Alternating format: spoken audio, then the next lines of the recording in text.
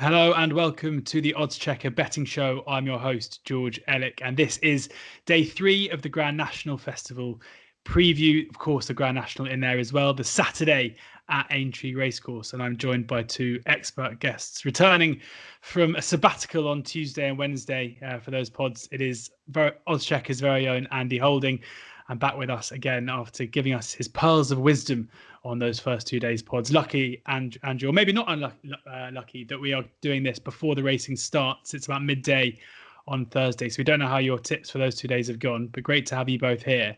Andrew, I've got to come to you first as somebody who has ridden in the Grand National a few times. You mentioned on the Friday pod your record there, but for anybody who didn't see that or listen to that, talk us through your record around the the most famous horse race in the world.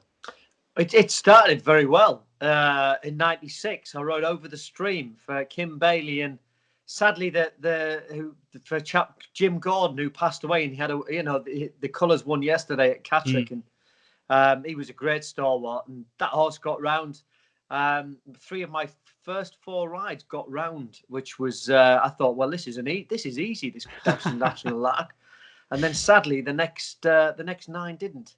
So if anybody counts upon experience for being a good thing in the national, I think if you have a look through a lot of the winners, a lot of the jockeys in their fledgling part of their career, Ruby Walsh, Barry Geraghty, they hadn't had too many chances in the race. And sadly, the more chances you get, the more disappointed you seem to get. Unlike AP, he was a bit rusty. Took him 15 attempts with Don't Push It. Been the obviously the highlight back in 2010. So it's still a tough race, and the fences maybe aren't as big as they were. The safety measures have been brought in, but you still need a horse that takes to the fences.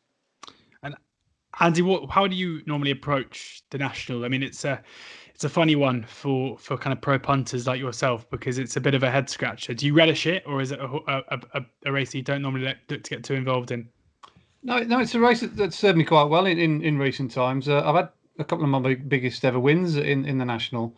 They have been long-term plans, and they're very few and far between. I don't do it everywhere. I'm not like specifically going out of my way to think, right, I'm going hunting for the national winner a year in advance. But they tend to just fall in my lap. Number 6 Valverde back in the day, 2006, was a horse that I cottoned onto courtesy of his 2 runs in the Irish National and the Thyestes, and I just thought he was overpriced in a day where the Irish horses were still probably quite a little bit underestimated. And of course, he came from a smaller trainer as well, Martin Brazel. So he went under the radar a little bit. He was like 50-1 pre-Christmas.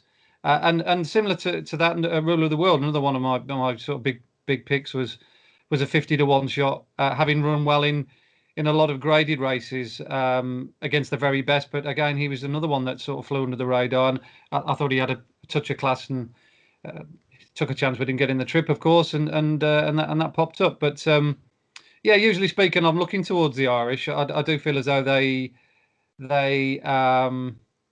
a lot of their big handicaps, such as the ones at Leopardstown, are usually hugely contested. And the Thyestes, usually 20-25 runners in those races. Irish National, as we saw the other day, nearly 30 runners. We don't tend to get that over here. So therefore, I do think they have a little bit of an advantage on that score. So I've picked a couple of Irish horses out, which we'll get onto in the fullness of time.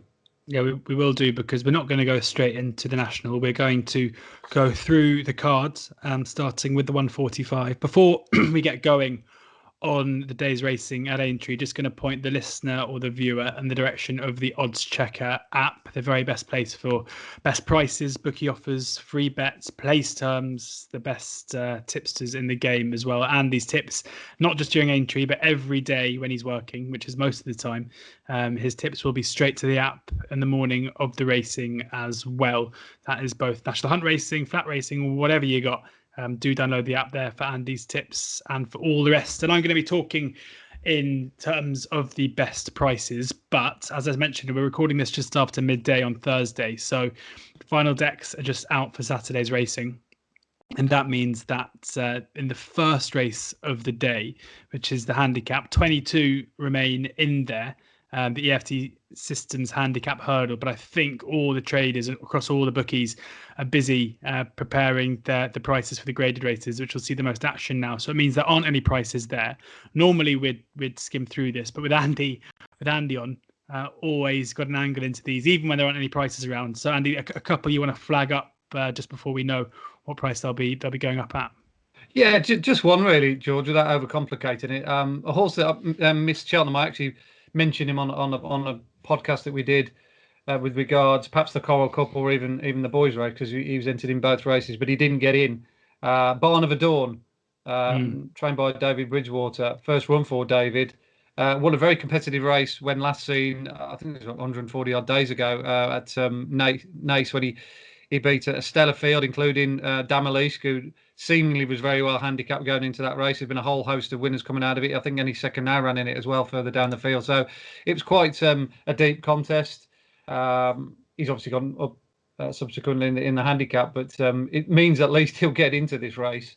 He's going to come here fresher than most. He won't mind the ground as well. He's got plenty of form in Ireland on good ground.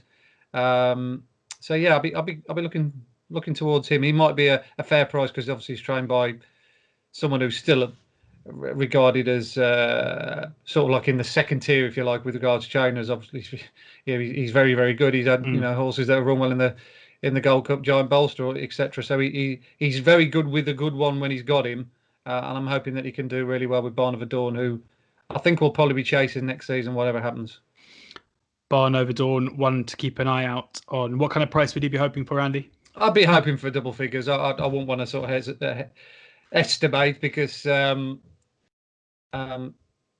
it is quite difficult to put a price on him. But I'd be hopeful of somewhere in between 10s and 20s. He'd be in that bracket, I would have thought.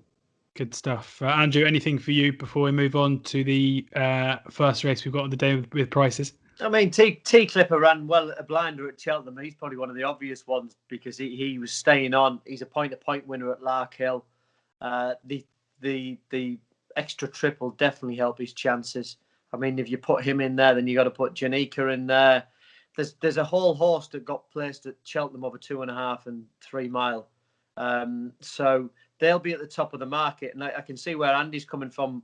You know, the horse that he's mentioned has a bit of a take of the conditional look about him, maybe a bit further down the line, doesn't he, Andy? That he does, yeah.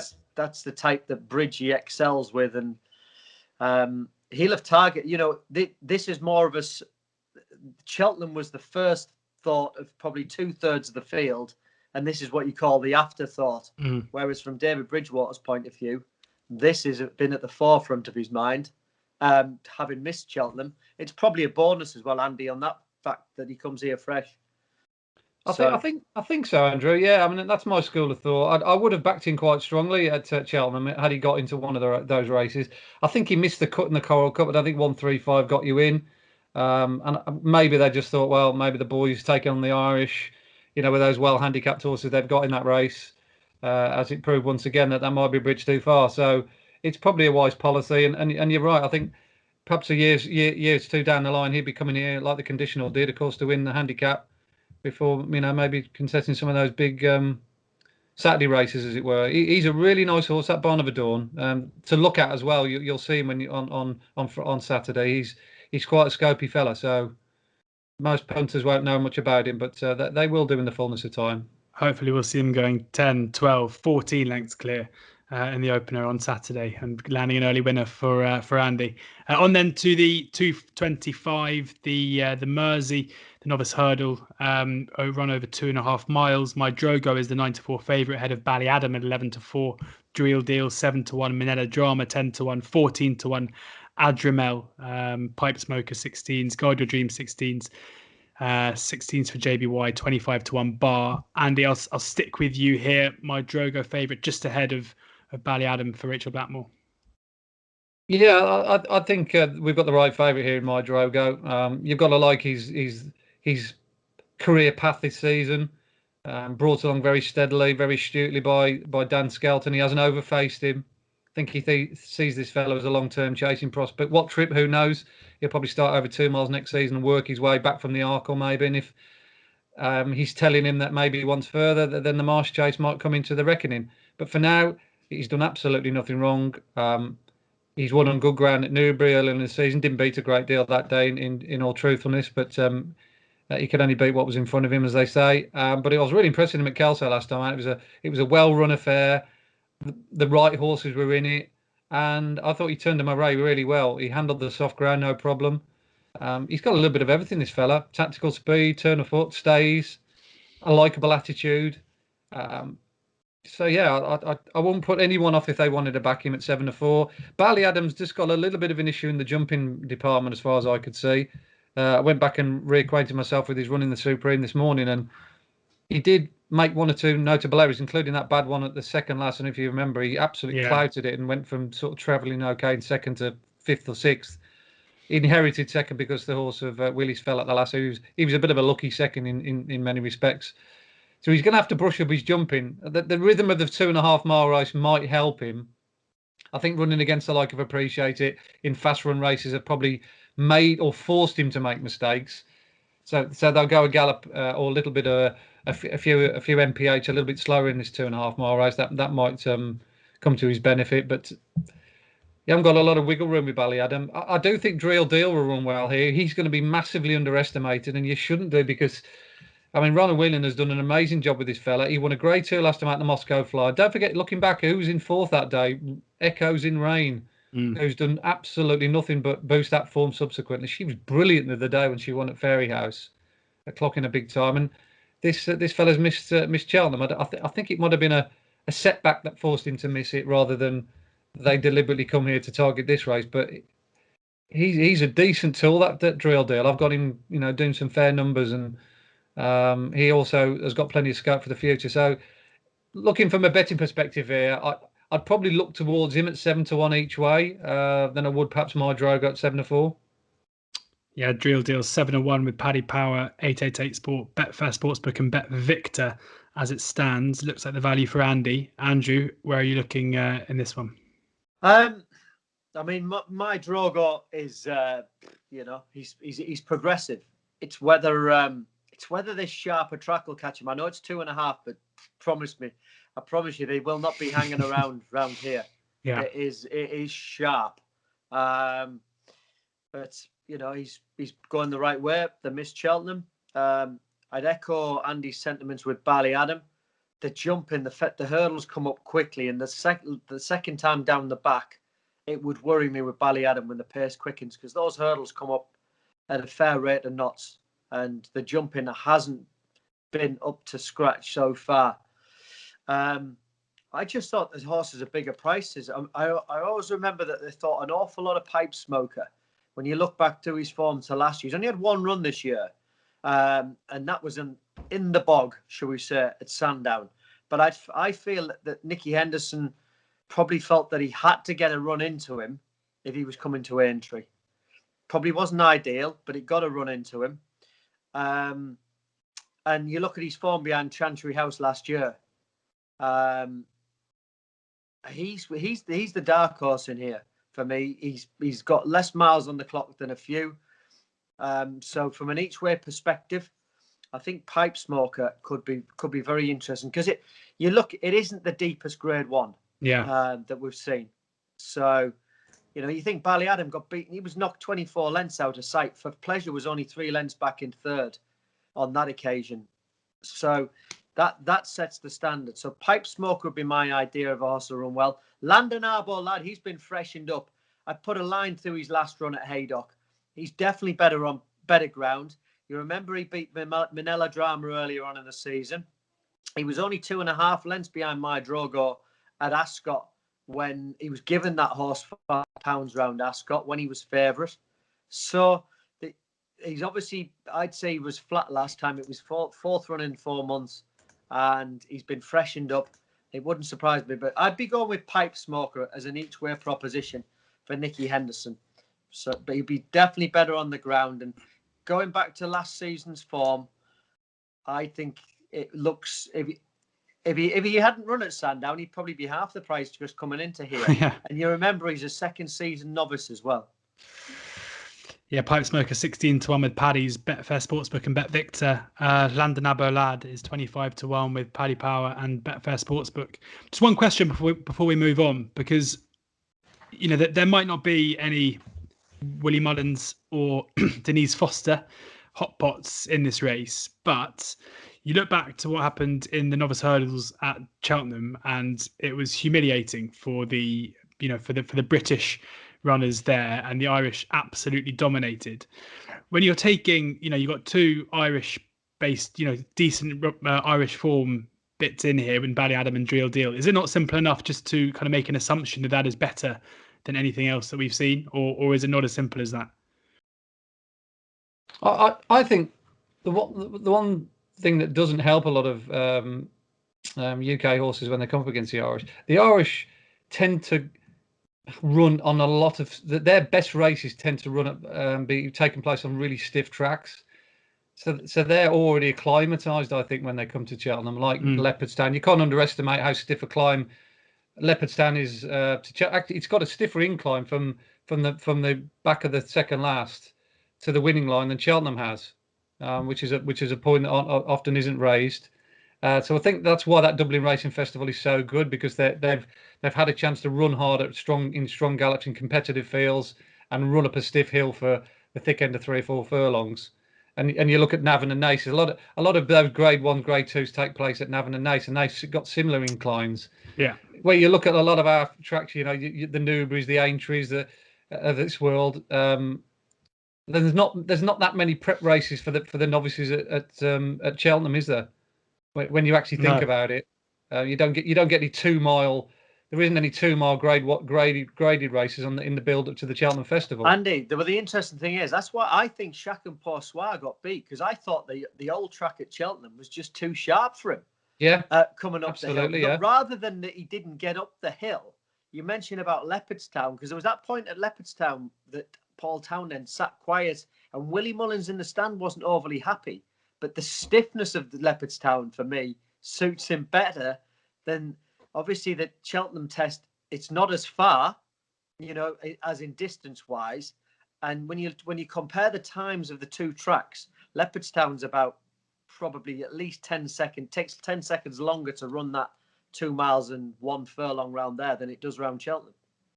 Yeah, and that's one of the reasons why I opposed Chac-en-Porsoir, just on that basis, that I thought the tight track might fetch him out. And you look at the two run side to side, put the kettle up, had no chance of beating Chac-en-Porsoir at Leopardstown, but you run at Cheltenham where she's 3 for 3 on a tight inside track, the old course. Okay. She's different class around there, because she's a smaller model. She can go around those tight bends at the top of the hill, get a breather in.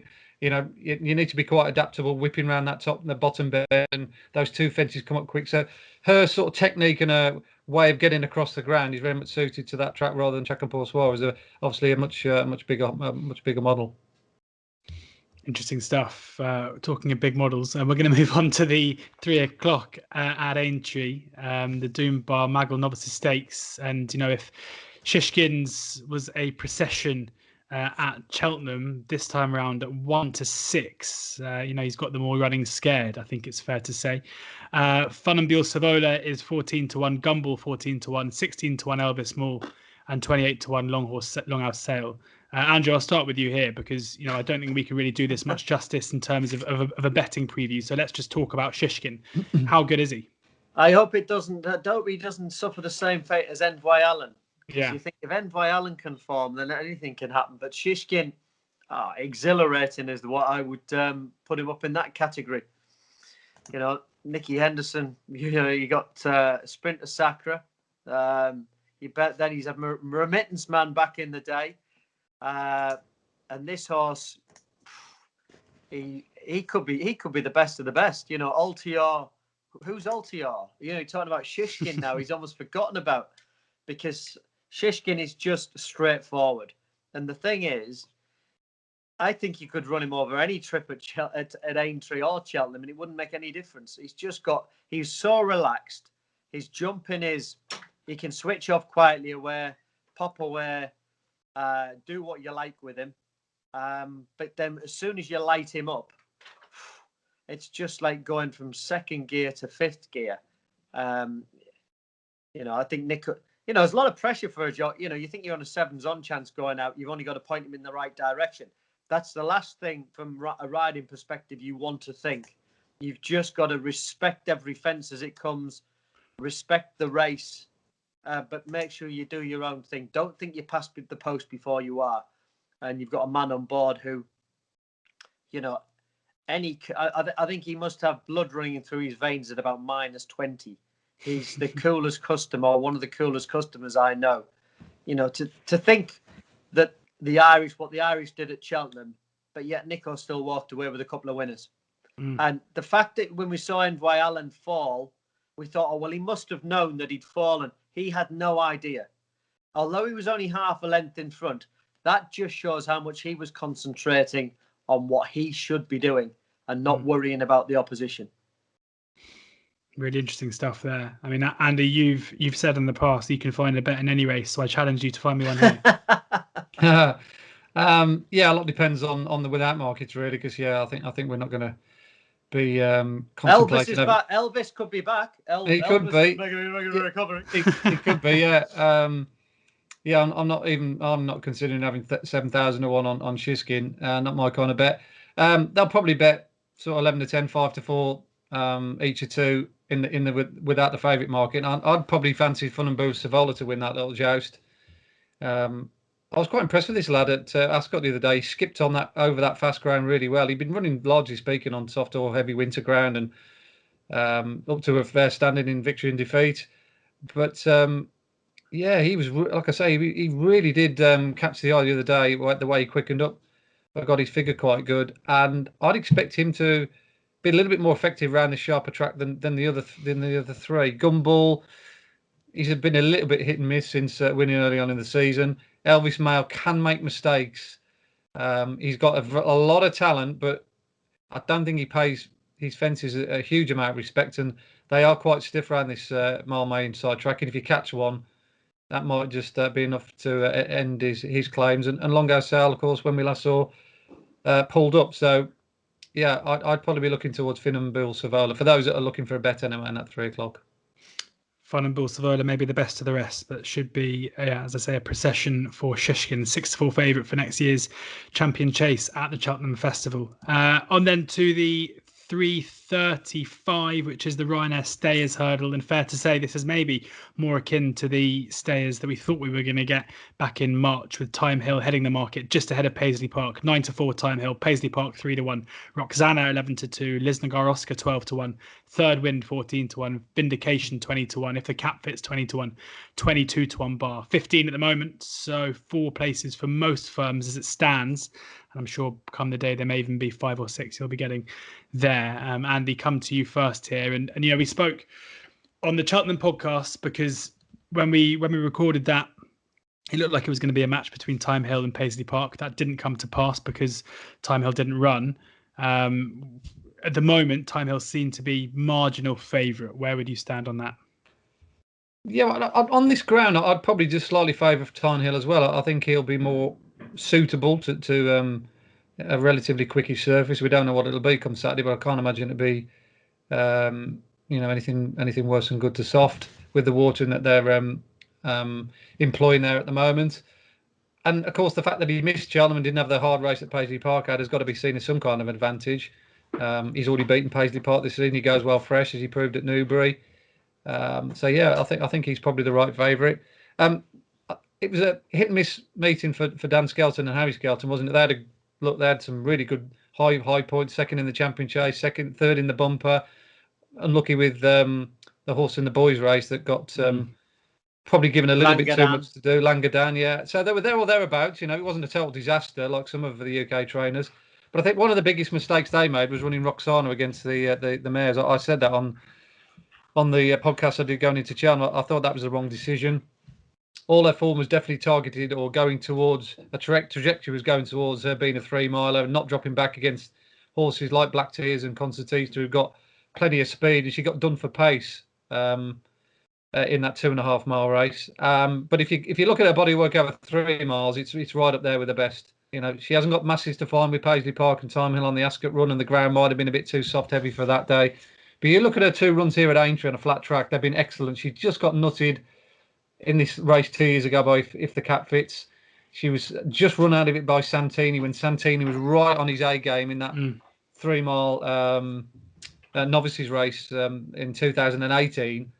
And generally speaking, like I say, her Aintree form's really good. She's run well here in defeat as well on another occasion. So I think everything's right for Roxana here. Good ground, 3 miles, and it's a price as well. I mean, she's 11-2. Yeah, I love that when you've got a chance to back a horse like Roxana each way. Like I say, I'm an each way punter at heart. I'm each way thief, Andy. Well, I look at Time Hill, and yeah, I accept he's probably the most likely winner. But I'm very much always leaning towards a bet where I think, well, if I'm not going to win, I'm not going to lose at the same time, and I've got a chance of nicking the win with Roxana. So I'll take that all day long, 11-2 each way. Firms will be betting 4 places. I think that's the case, isn't it? Yeah, 4 now. I'm sure we'll get 5 on the day. You'd have thought. I mean, it's hard to see her barring a 4. How could she possibly not be in the first 4? So I'll be betting her to place and each way strongly in that race. Roxana 11-2 with William Hill 888 and Bet Victor and Genting Bet, I should say, all 4 firms currently 4 places, 4-1 elsewhere. So a big disagreement with the books in terms of Roxana's price. Andrew, it's Roxana for Andy. Who do you fancy for the Hey, stage? Andy, we're talking from the same hymn sheet. Cool. Because bearing in mind at Cheltenham, she was ridden how she doesn't want to be ridden. That's what I was scratching my head about. I know he was trying to force it over to her, but she loves horses to aim at. And I just hope he rides her like, I'd be happy to see her a length down at the last rather than up sides. Just let the others get in a battle and have one go inside the last 75 yards, 100 yards, because she loves aiming at horses. You think of the Weatherby run earlier in the season. You play her late. Ascot, 2 lengths down at the last? Or, absolutely no rush at all. The drop back in trip. It's a shame there's a mare's race at Cheltenham because she'd have gone for the stairs, They were thinking it was the easier option. But you look through her form, and Andy knows that. 2.5, she barely wins. She's barely won over 2.5. When you go back through the form, yes, when she was first starting out, but she's barely won over 2.5. 3 is her gig. A mare with a bit of sun on the back as well. The fact that she ran over 2.5 at Cheltenham, it wouldn't have taken too much out of her. Whereas Paisley Park, he still had a hard race at Cheltenham, even though that they say he maybe lacked a bit of match practice. But is he the type of horse for a quick turnaround? I'm not so sure, because he hasn't ever been trained for a quick turnaround. If he'd won at Cheltenham, he wouldn't be coming here. Yeah. So it's more for me, the afterthought that we'll go to Cheltenham because we'll go to Aintree because we didn't win at Cheltenham. Tyne Hill, I still have it in the back of my mind. Yes, he missed Cheltenham, but he missed Cheltenham because he had a little bit of a setback, which is not ideal in any circumstance. And Philip Hobbs, it's a bit like Colin Tizard. They still haven't clicked. They had a purple patch for about a week where there was a couple of troubles and the treble went in, but it's still been rather quiet. But for me, Roxana ticks the box. Liz Nagar Oscar's got to come off the back of the fall. I look further down the list, and I'm with Andy. She's an each way bet. She won't be 11-2 on the day. She'll be more like 4-1. 11-2 as it stands. Double trouble for Andrew and Andy there for Roxana at 11-2 for Dan and Harry Skelton. On then to the 4:15, the Betway Handicap Chase, the race before the Grand National. And Happy Go Lucky is the 130 favourite ahead of Cloudy Glen at 7-1, Top Notch 15-2, Fagan 10-1, Spirit of the Games and Sam Brown both 11-1, Hold the Note and Snow Leopardess both 12-1, 14-1 bar. I'm going to give Andy first run for the National, Andrew, which means that you get first go here. I think the National might be easier. Happy Go Lucky, obviously, it was a cracking run at Cheltenham, got beaten by the old boy Vintage Clouds. David Bass couldn't believe how Happy Go Lucky let him down at the last at Cheltenham. But Bassey would ask them up from anywhere, and he's the most positive person out there. You know, what he didn't think was long, everybody else thought was quite long. And the horse just didn't come up for him, but it wouldn't have made any difference. So if he got closer, he might have gone up a few more pounds. He's plenty of potential in there, but did he lay everything on the line at Cheltenham? That's always going to be a slight worry. Cloudy Glen ran a blinder, top notch also. I'm looking a little further down the list, and he's unexposed. He's only had one run this season, and he ran behind Imperial Aura up at Carlisle. I'm hoping there'll still be enough juice in the ground for Sam Brown. He's got a lot of form with lots of cut in the ground, but the fact that they're having one crack at a half decent race and they haven't been to Cheltenham, if he can get his own way in front and just dominate away, I think he's got a good chance for Rex Dingle and Anthony Hollyball. He's very lightly raced, but the ground at Carlisle wasn't too bad. And like I say, it was behind Imperial Aura. And I'm just looking for a horse that hasn't been to the Cheltenham Festival. I feel that he could be one. As long as it's good to soft, they'll be happy with that ground. Fagan was a very, very impressive winner at Newbury from a yard that's been in pretty decent form recently, but he's gone up a fair chunk for winning on that flat track on decent ground around there. But I'm looking to oppose the favourite off the back of his literally laid everything on the line at Cheltenham and got beaten. Yeah, Sam Brown 11-1 there, as you mentioned. Looks like this has been the plan for some time, unlike some of the others who come here after a difficult race at the festival, Cheltenham Festival. 11-1 is with Paddy Power, Betfair Sportsbook, and Betfred. Andy? Yeah, I was smarting really after Happy Go Lucky didn't win that handicap. But yeah, whether he'd have won with a better jump at the last is obviously open to debate. I thought at the time going into the last he might outstay Vintage Clouds, but to be fair, Vintage Clouds found plenty up the running. And Andrew's right, you know, Bassey saw a long one, and the horse just said, "Oh, I haven't got the scope for that." And he put down, and right in that bottom of the hill, when you got to try and regather your momentum, it's very difficult, isn't it, at the end of 3 miles? But I mean, up to that point, he went round like a well-handicapped horse to me. He made 1 or 2 little niggly errors, but it was a 20-odd runner handicap at Cheltenham, so no horse is going to be foot perfect all the way around. But yeah, I just think he's got fewer convictions in a lot of these. It's one of those races where you think, can I find something else? And I'd probably be only scrambling and trying to look for something else for looking for something else's sake, because a lot of these have had similar, runs at the festival as well. There's not that many that come here fresh, and the ones that have, I'm not overly convinced about either. Including Sam Brown. Sam Brown for me needs it bottomless. I don't think it's going to be that. Laylaw, he's got a very good Aintree record, by the way, Laylaw. But again, Kaylee Woolcott's had a terrible season, and I can't remember the last winner she's had, to be fair. So yeah, I was really struggling for inspiration here. I had a half a look at Tom Lacey's horse, John B, but he was beaten when he fell last time out at Weatherby. So I'm like I said, I'm going around in circles here. I'm really struggling to oppose Happy Go Lucky. He's had a fairly light campaign other than that Cheltenham race. I mean, he'd been off since, I think it was December, so it's not as if he's had like back-to-back runs and he's absolutely punch drunk. He's only had the 4 runs since October, I think. So yeah, I'd probably stick with him and hope that he gains compensation. Happy Go Lucky 7-2 best price now with Sky Bet, who also go a 5th to 5. So Andy, which might prick your ears up a little bit, getting 5 places there. That could tempt me in. For Happy Go Lucky, currently 7-2 best price, 3-1 elsewhere. On then to the big race of the day, the big race of the year, the big race of the decade. Everyone will be watching. It is, of course, the Grand National, the first one we've had for 2 years after last year's was cancelled. Tiger Roll will not be going for his 3rd consecutive victory. We won't talk about that. We touched on it in the Thursday podcast, which you can listen to if you wish. But Cloth Cap is the 4-1 favourite ahead of Burrows Saint, 11-1.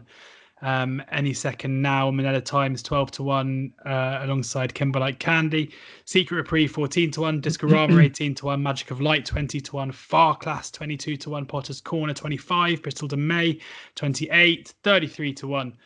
Bar, I'm not going to go through the whole lot, although we had Ben Coley from Sporting Life on our Masters preview podcast, and every year he does an A to Z of the whole field in the Masters, talking about their scoring average and their chances. A couple of jokes in there, and Andrew, I've seen your notes for the Grand National, and I'm pretty sure we could do a whole hour-long podcast of you just going through the whole field and giving your 5 out of your star out of 5 and give them a talking up each. But we're not going to do that because we have a bit of time pressure. But I'm going to come to you in a second. We'll start with Andy.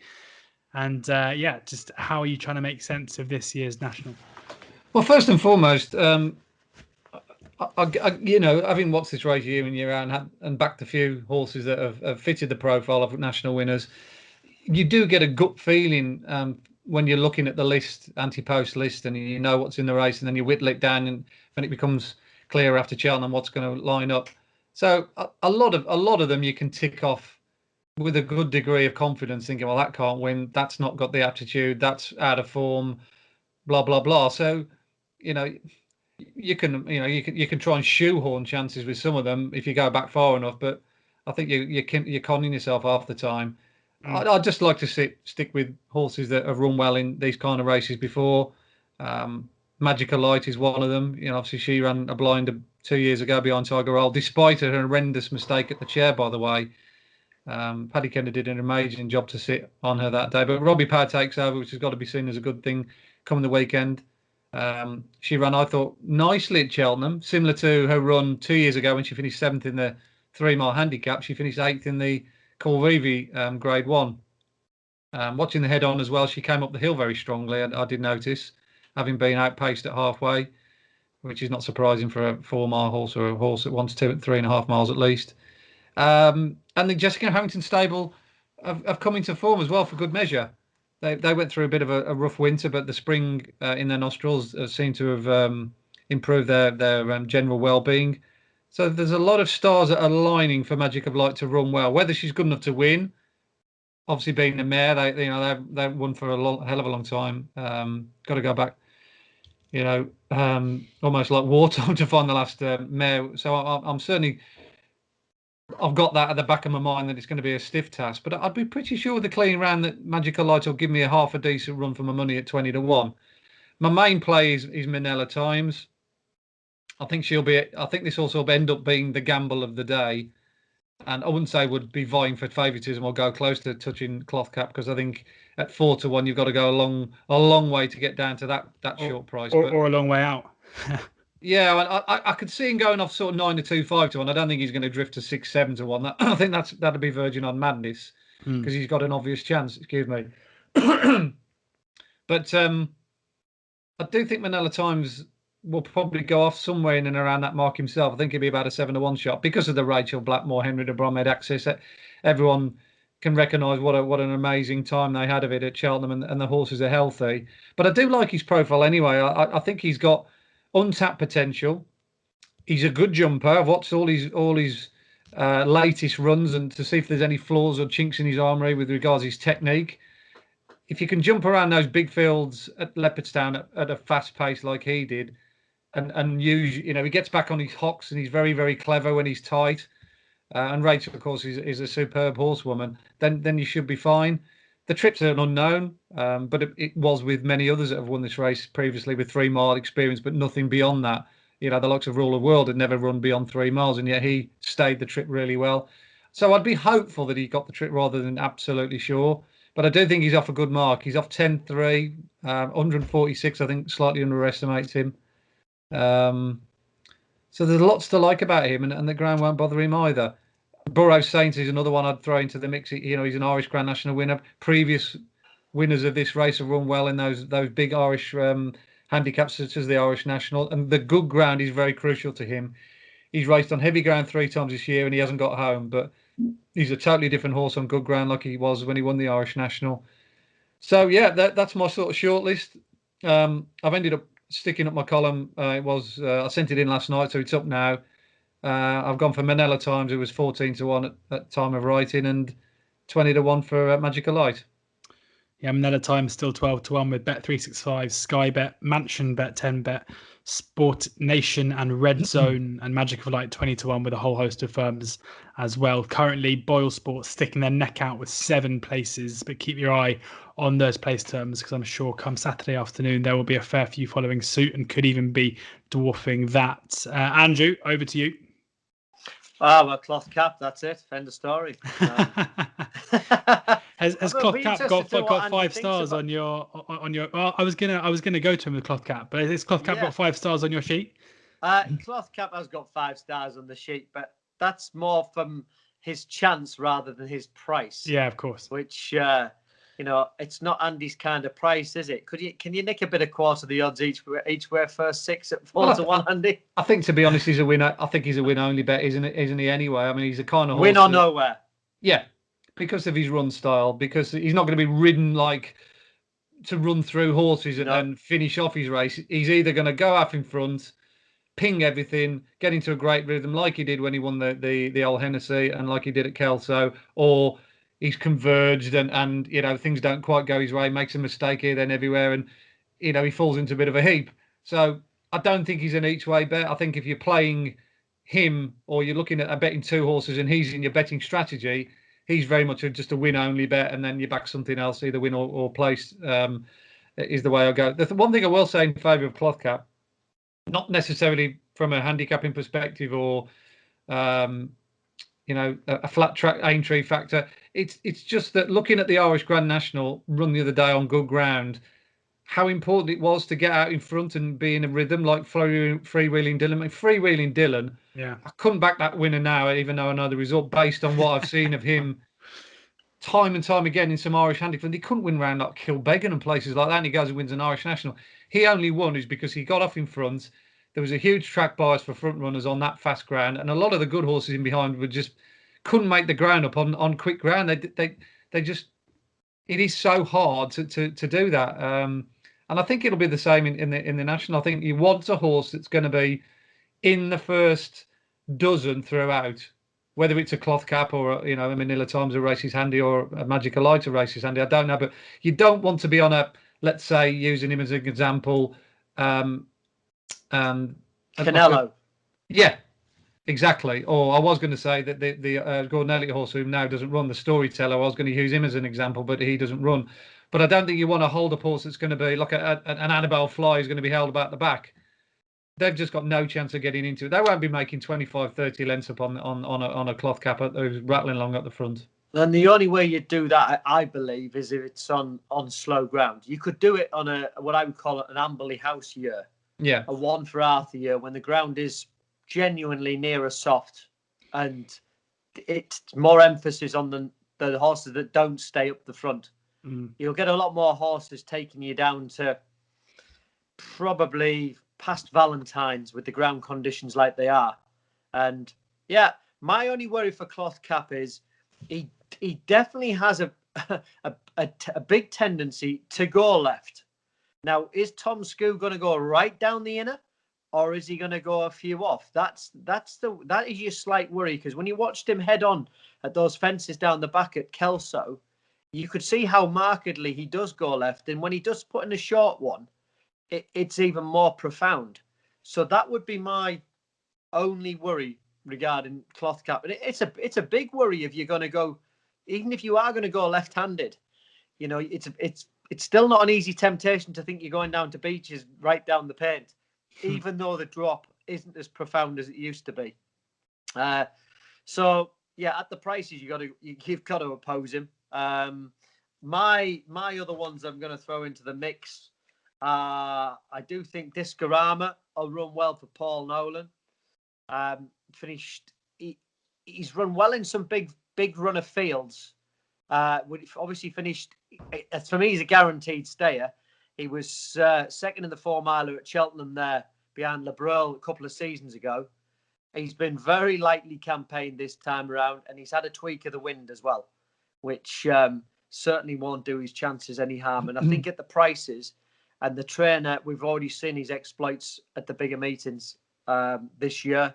I do think Discorama will run a big race, because that's almost going, isn't it, down the fact of the way the Irish seem to plot this race up a long, long way in advance. I've certainly got Magic of Light on the short list. I definitely have Any Second now on the short list, because he's been campaigned at the lesser trip. He's got plenty of boot as well early doors, which you mentioned about, Andy, which he'll travel you through the race. You obviously got a bit of a question about the trip, but what is it? 20 years on from Papillon, and that takes you back. So there's always a story to the race as well. So that could be another story to the race. He finished third in their virtual national last year, didn't he? He ran it blinded, didn't he? Strong form line that. Thought he jumped well. Thought he did, yeah. Well. Potter's Corner just got the run of the race on that occasion. And the other one I'm going to put up at a bigger price. He's not. He's one of the older horses in the field. I think Taking Risks, he's guaranteed to get the trip. He's got very few flaws in him. He's got the beating of Cloth Cap 2 years ago in the Scottish National. He's proved that he's in cracking form this season. I'm delighted the owners have decided to have a crack at the race. And I think the man on top, Sean Quinlan, he's equalled his best season. I think he's riding out of his skin as well, which has a bearing. And he's a horse that shouldn't be, 40 to 1? 40 to 1 best price, yeah. I know he's 12 years old, but he's been, you have a look through his form each year. I don't think he started off till he was a little bit older in life. So although he's 12, he doesn't have the significant miles on the clock from that perspective. So in ground conditions, well, it doesn't really matter. He's won on everything. But he will travel through a race, and he's slick and quick over a fence and barely misses a beat. So, yeah, Taking Risks is very, very high up on my agenda. So would Taking Risks and Discorama be your two against the field? They'd be my two against the field, because I think one thing's for certain, with a name like Taking Risks, I don't think you want to be waiting too long before you back him, because he's got that name that I think a lot of people will follow in a race like this. And Nicky Richards as well. Obviously, Gordon Richards trained Hallow Dandy. Was it back in '84 with Neil Doughty and Neil Doughty as well? There's one for you as well. Neil Doughty. He back then had a bit of the haircut that most of us are going around with at the moment, or lack of. I mean, his hair was down, halfway down his back. Hairstyle, he had the old Chris Waddle haircut, didn't he? It was, yeah, and the Kevin Keegan perm, I think, blown into one. Yeah, so Taking Risks 40 to 1 at the moment. That's with Bet365, who are 5 places at the moment, as short as kind of 25 to 1 elsewhere with Paddy Power. Discorama 18 to 1 best price. That's also a Bet365. So that's where you want to be shopping, Andrew. Anything else we want to add to the national before we move on? Well, we've got to mention Bristol de Mai up the top for Nigel Twiston Davis. Yeah. He'll be rocking away in front. I think Nigel will be telling Darrell just not to be hanging around on him. He's the class horse of the race. Has he missed the boat though? It's the kind of race I'd love to have seen him running it. I'd love to have seen him run probably 2 years ago, rather than now, when maybe the ground was a bit slower and more to his liking from that perspective. And Kimberite Candy, well, Richie McClernand, there's no cooler jockey around, and he's the Jamie Spencer equivalent over jumps. He will be sneaking away around in Paul Maloney fashion, as in quietly away, try and nick a bit here and nick a bit there. I think Paul Maloney finished, was he in the top 5 in 5 consecutive nationals? Yeah, incredible. And Richie McClernand sort of fits the same boat in that respect. Yeah, absolutely. Interesting stuff. I mean, it's always Fascinating race to watch unfold, and hopefully we flagged up a couple of angles to attack it from. I mean, amazing to think Cloth Cap currently 4-1. That was the SP of Tiger Roll for that last success back in 2019. Although it wouldn't be a massive surprise to see Cloth Cap go off a bit shorter, especially if Andy is right and the money comes for Manila Times, currently 12-1 at the time of recording. The last race of the day is the Bumper, and there are no prices at the moment as it stands, so we can't kind of do a proper betting preview. But Andy, I'm guessing there might be one or two in there that you are interested to see, and with your time figures, normally your handle on the Bumper is pretty strong. Yeah, I mean, I'm looking forward to the National, don't get me wrong, but this is my favourite race of the whole card. I think there's some real talent in this. I wouldn't have been surprised if perhaps 2 or 3 of them would have gone to the festival, but it's probably to their benefit that they missed Sir Gerard and Kilcrook head on. Yeah, I think they're 2 exceptional talents. But this is a well contested race. There's been 3 horses that have caught my eye based on their numbers and what I've seen of them. Can I have a guess at them, Andy? Can I have a guess at them? Go on then. I'll go Dante, Balco Coastal, and Nappers Hill. You've got 2 of the 4 that I do like. Go Dante's the number 1. I think he's a real good horse in the making. This. Listening to Ollie Murphy afterwards, they weren't necessarily thinking about Aintree as such. They've given it consideration. They said they were going to consider it, but I've just got the vibes that they weren't probably that bothered because they want to see him as a hurdler next season. But they've decided to roll the dice, which I think is quite significant. But boy, oh boy, did he win well at Wincanton. I haven't been as impressed with a UK bumper horse as much as him all season. He quickened up like an aeroplane. He really did. The numbers I got him doing from 2 out to the line were frightening, to be honest. So as long as the ground's safe and it's good to soft, and obviously by the last race it's probably churned up, so there's going to be plenty of juice in it. I'd be expecting him to go very close. Be a good horse to beat him if he's on song. And the other 2 I quite like are Brave Kingdom. I respect Balco Coastal, by the way. I think he's a nice horse. But Brave Kingdom, Harry Whittingham's horse, he clocked a fair time at Fontwell. And I do know that they think quite a bit of him. So I'd put him into the mix. And the other one, funny enough, is a bit of an unheralded one. Charlie's Glance landed a bit of a punt for Andrew Martin when he won at Newbury. He was 100-1 in the morning. He went off 14s. Those shrewd cookies who backed him knew what they got because he demolished his field, to be fair. He travelled like the best horse all the way through. You were looking at the race thinking, God almighty, what's this? And it never stopped galloping either. And like I say, his numbers were very, very good. I mean, I've got 3 above average horses here who've clocked what I would consider already championship times. So, yeah, this is going to be a real good test for this lot. So, yeah, go Dante for me. I think he's a special talent in the making. I'll be looking to follow him throughout his rest of his career. What kind of price would you be hoping for Go Dante when they come out? I would suggest he'll be 3rd favourite. I think they'll probably put in Paul Nicholls' horse, Nappers Hill, in favourite. I think Balco Coastal will be 2nd favourite. You could make a case for Fine Casting as well because he's run against some of the good UK horses. But I'd on reputation alone and what he did at Wincanton, I'll be surprised if bookmakers give you too much leeway with Go Dante. If he's bigger than 7 or 8-1, then they've dropped a clanger.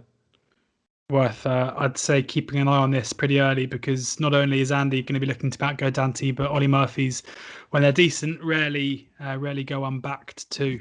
Market support fairly significant, I would suggest. Andrew, I mean, Andy's given us a pretty in-depth one there, but any others that you think could go well? Balco Coastal, a second to Gentleman's Game and a point, who has a mark of 143 over hurdles, which is probably a reasonable standard at this stage. Yeah. And he went and, he bolted it, won by 17 lengths at Kempton. The second horse gets sky higher. Dan Skelton then went and backed that up by winning at Stratford. And it probably wasn't much of a race at Stratford, but you can only beat what's there. And the fact that the horse has been around Kempton, a very sharp track, equally as sharp as Aintree, if not quicker, and did what he did to that field. I like Kempton in the fact it doesn't take too much out of horses as well. So in that respect, Nicky Henderson, 2 winners at the Cheltenham Festival. He's got a few good chances. Shishkin obviously on the Saturday, and hopefully this horse will back up in the bumper. So it's Nicky Henderson. You'd have to say, by his high standards, the season itself it's been a decent season, but just hasn't quite set the world alight. Yeah. So but for a lot of trainers this year, there's a lot of trainers would like to have the season that Nicky Henderson's had, and I think that probably puts it in perspective. But Shishkin on this day is going to be the highlight, and I don't think he'd be sleeping too much the night before. But this is a horse that has a lot of untapped potential. It's interesting what you say there, because Willie Mullins gave the interview after the Monkfishers win, saying just how nerve-wracking it is when you've got a horse going off at 1-2 in Cheltenham Festival. So imagine for Nicky having one going off 1-7 at Aintree. Going to be interesting. But Balco Coastal, the one for Andrew there in the bumper to close off the day on the Saturday. Thank you both very much, Andrew and Andy, for joining me today. Make sure you download the oddschecker app to get Andy's tips every day. The first place you can get them before they all start going blue on oddschecker, and also you can find on there the best prices, bookie offers, free bets, and everything else you could want to find on the app too. We recorded a Thursday and a Friday episode with Andrew and Ed Quigley, so if you're watching this or listening to this before those days racing, you can find those on any podcast platform or on the YouTube channel, which you should subscribe to. Loads more content coming up in the next couple of weeks, so do subscribe. Enjoy the racing, enjoy the golf, enjoy the football. An incredible weekend of sport, and luckily the weather forecast is for rain, so we can sit inside and watch it guilt-free. But enjoy the weekend's racing, enjoy the weekend sport, and please do gamble responsibly.